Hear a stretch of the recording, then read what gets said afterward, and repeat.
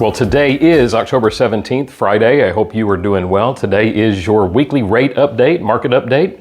And we are seeing a nice trend lower, y'all. Well, over the last 6 days, we have seen interest rates improving kind of gently, but at least moving in the right direction. In fact, we are right where we were 30 days ago. And if you remember, right this time 4 weeks ago, we had seen rates hit a multi-month low. So we're almost there where we were, and I'll dive right into the numbers. According to Mortgage News Daily survey, 30-year fixed rate conforming loan, they have the national average at 6.23% today. It's right where it was yesterday. It was at 6.32% a week ago, and it was at 6.22% 1 month ago. So we, again, are pretty close to where we were to start, or 4 weeks ago, rather. That's good news, y'all. That's heading in the right direction, and there's a lot of reason to think that may continue for a while.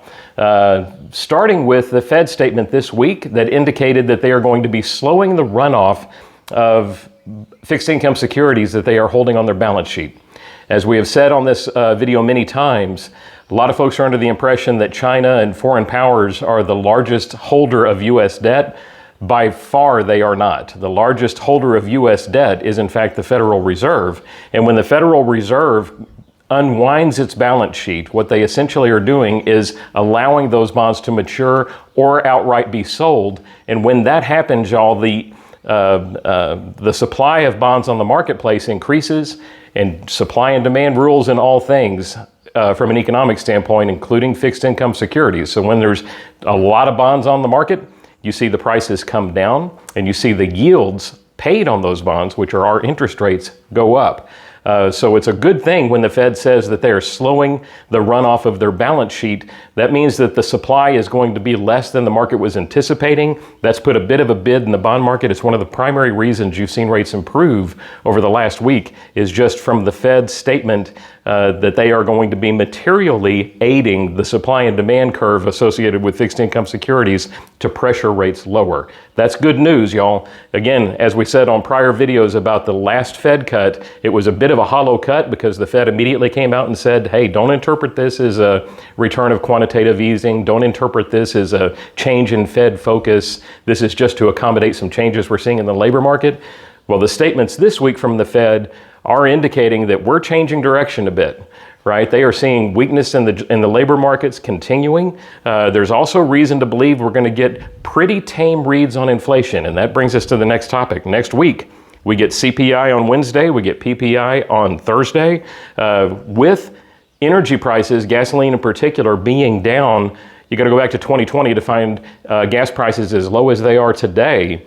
That is really setting the expectation that as energy is such a prevalent part of what fuels inflation and higher prices, these lower energy prices in particular are going to give us a tame read for both CPI and PPI. So we're going to see how those numbers come out next week, but it looks good, y'all, for us to continue to see these improvements. Here's the thing, y'all. Their CME FedWatch tool, when you look at Fed futures, now have a 99% chance of a quarter point cut on 10/29, the end of this month. They have a 94% chance of an additional quarter point cut priced into the 12/10 meeting. So all expectations are that we are starting to see what is truly a declining rate environment, which will be very good things mean very good things for housing, y'all. This should not put people on the fence saying we need to wait. As we have said many times, waiting can be very expensive, and it can keep you from getting the house you want. So just remember that refinances are a thing. If rates do decline after you buy your house, that is not a negative. That is a strong positive. If they decline quite a bit, refinance your house, right? So it's just not a big deal, especially when you bought it the way you wanted it. You may have gotten some seller concessions before these lower rates really start sinking in. I know I sound like a parrot repeating this time after time, but I still talk to people every single week, y'all, that are saying they're going to wait until rates come down further. And when they do, they're going to be competing with twice the buyers in the marketplace. They're going to wind up paying way more for the houses that they're looking at with zero seller concessions. And sometimes those concessions are sufficient to pay for a refinance, y'all. So it's a bit short-sighted when you consider the fact that buying a house fills so many practical needs, but also emotional needs. Get the house you want while it's on the market and available, and without a mountain of competition that you will be facing when interest rates are clearly lower. And along those lines, y'all, the national average is trending a bit behind where I'm seeing most pricing currently. I am still pricing the majority of 30-year products in the 5s. So if you have a specific scenario that you want me to run, all of them are different. So reach out to me and I'll be happy to run those numbers and see where we go from there.